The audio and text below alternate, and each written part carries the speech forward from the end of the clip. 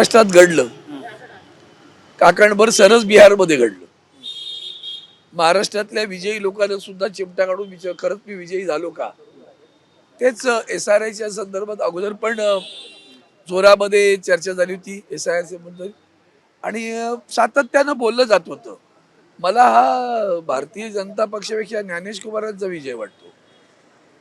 ते जे काय बसलेत ना तिकडे, त्यांनी ठरवलं की लोकशाही मानायचीच नाही आणि म्हणून जे घडतंय ते सगळंच अनाकलनीय आहे, अविश्वसनीय आहे. पण कुणालाही असं वाटलं नव्हतं की खासागीच होईल, पण ठीक आहे. परत त्यांच्याही पक्षातील कुठल्याही माणसानं 190 195 जागा कधीच सांगितल्या नाही. ते 160च्या पुढे जात नव्हते. आज अचानक असं काय घडलं कल्पना नाही. आता बिहारमधले मतदार याबाबतीत सांगतील की खरंच असं मतदान झालंय का? नसेल तर महाराष्ट्र झाला एवढंच समजायचं. तेजस्वी यादव मागे आहे. मागे आता म्हणजे त्यांचा पराभवच नजरेसमोर दिसतोय. त्याच्यामुळे खरंच लोकशाहीवरचा विश्वास किती ठेवावा असं वाटायला लागलं की असं घडू शकत नाही. निदान तेजस्वी यादवांच्या बाबतीत घडू शकत नाही. पण ते घडतंय. दोघंही बंधू, एक तर बंधू तर दुसरा तर बंधू खूपच मागे आहे. त्यामुळे मधल्या काळामध्ये काही माध्यमांनी जे काय दाखवलं की बाहेरून कशी लोक आली, ट्रेन कशी आली, हरियाणाहून कशी ट्रेन आली, आणखीन काय काय काय काय आहे. तर जे सतत बोललं जातंय वोट चोरी, त्या वोट चोरीचं हे आज विजय आहे असं मला वाटतं. दुसरीकडे भाजपची संख्या वाढली आहे बिहारमध्ये. म्हणजे सुरुवातीला तर फक्त किती नितीश की कुमारांची संख्या वाढली, दोघांमध्ये फार फरक आहे असं मला माहिती नाही. नितीश मला कुमारांची आत्ताच ताकद होती, नितीश कुमारांची ताकद होती. आता भाजपची देखील तिथे ताकद वाढली. म्हणजे पूर्वी प्रादेशिक सुद्धा पक्ष. नितीश कुमारांची ताकद कमीच होती की.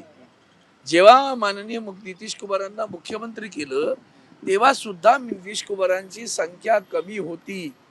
तीच गोष्ट आम्ही महाराष्ट्रात तेव्हा सांगत होतो की संख्यावर धरायचं तर मग नितीश कुमारांना कसं तुम्ही मुख्यमंत्री केलं. आणि म्हणून ते जे 24चं गडगडीत आहे ते आपल्या लक्षात येईल. आणि म्हणून 2019 आणि म्हणून आता ह्या संदर्भातलं किती झालं तरी मुख्यमंत्री नितीश कुमारच असतील असा माझा काय असा आहे.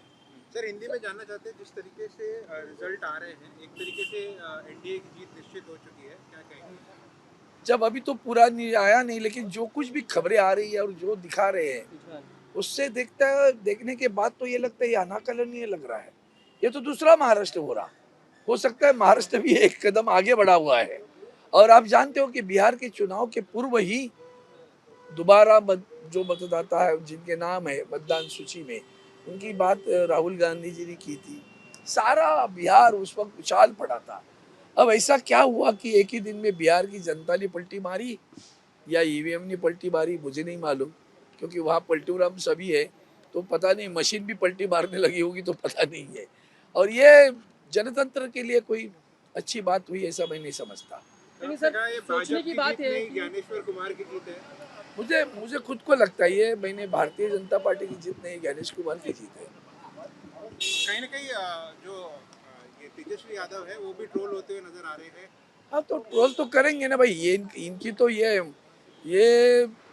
पहले भी मैंने खुद देखा है जब हम उनके साथ में थे. जब कांग्रेस के 44 सांसद आए थे तो उस वक्त भी माननीय सोनिया गांधी जी होने दो, मनमोहन सिंह जी होने दो, इनका एक जो सोशल मीडिया का एक सेल है वो इतनी गंदगी फैलाता है, झूठ बोलता है. फिर भी लोगों को सहायना रखने के बाद अगर तस्वीरें नहीं दिखती होगी तो उससे ज्यादा जनतंत्र में और कुछ नहीं कर सकते. अरविंद जी, सवाल ये है कि कांग्रेस जिस जगह पे आके पहुंची है, वोट अधिकार यात्रा शुरू की, शुरू से एग्रेसिव कैंपेन राहुल गांधी ने शुरू किया, वोट चोरी लेके इशारा लिखा, लेकिन कांग्रेस ऐसी जगह पे खड़ी है पता नहीं शायद है. अदर्स से भी बहुत नीचे है. वो यही MIM से भी यही नीचे है. यही उद्धव जी ठाकरे साहब के साथ हुआ ना. इतना महाराष्ट्र में चुनाव लेने के कितनी उनकी रैलियां हुई और सिर्फ उन्होंने एग्रेसिव लिया इतनी बात नहीं है. उस वक्त जो जनसैलाब वहां आया था वो कितना बड़ा था आप देखिए. और अभी तो लगता है जनतंत्र पे विश्वास रखे कि नहीं रखे ऐसी स्थिति इस देश में आई हुई है. बीजेपी अब कहने लगी बिहार तो झांकी था, अब मुंबई बाकी है. वो तो सीधा कहेगी ना निशाना भाई. मुंबई पे. वो उनको कहने के लिए कोई मना कर सकते है, कह सकते हैं. वो अभी जानते हैं कि हम लोग की ये आइडिया सक्सेस हुई है, वही आइडिया यहाँ लगाने की कोशिश करेंगे. आपको लगता है विपक्ष को अब साथ होकर मुझे लगता है एक strategy सेक्शन की के लिए जरूरत रुकना है, तो उसकी आपको. जरूरत है. आदित्य जी ने आज हाल ही में जो वर्ली में जो प्रदर्शन किया आपके सामने रखा था तो उसमें आपने देखा होगा किस तरह से कैसे कैसे दोबार मतदाताओं के नाम आए हैं, कैसे वोटिंग है, मृत व्यक्ति ने कैसे वोटिंग है। अभी आगे चल के ये भी खबरें वहाँ भी आएगी, नई बात तो नहीं है। तो इसीलिए कह रहा हूँ कि अभी वो झांकी है बाकी है, ऊपर वाला देख लेगा सच्चाई क्या है।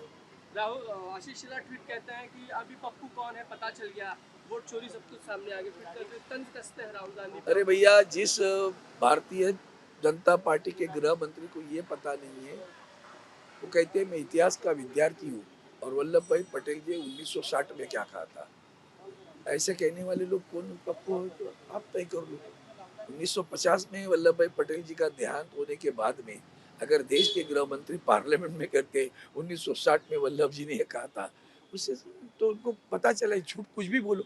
कौन वेरीफाई करता है? नीचे सामने बैठे वाले सामान्य लोग थोड़ा ही वक्त है इनको कि ये जो बोल रहे हैं वो झूठा है या सही है। वही वो उनको पता है, झूठा बोल के आगे जा सकते हैं। एक आखिरी सवाल है कि मुंबई पे सबकी नजर है, फिर वही सवाल है, बीजेपी स्ट्रेटेजी बनाएगी, जरूरत है विपक्ष को बिहार के इलेक्शन से कुछ सीख लेकर एक साथ रहने के बीच में। मुझे लगता है उससे कोई मतलब नहीं है।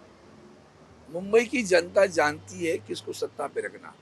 मुंबई महानगर पालिका की जो राशि थी, उस राशि को कौन लूट रहा है ये भी तो जानती है ना।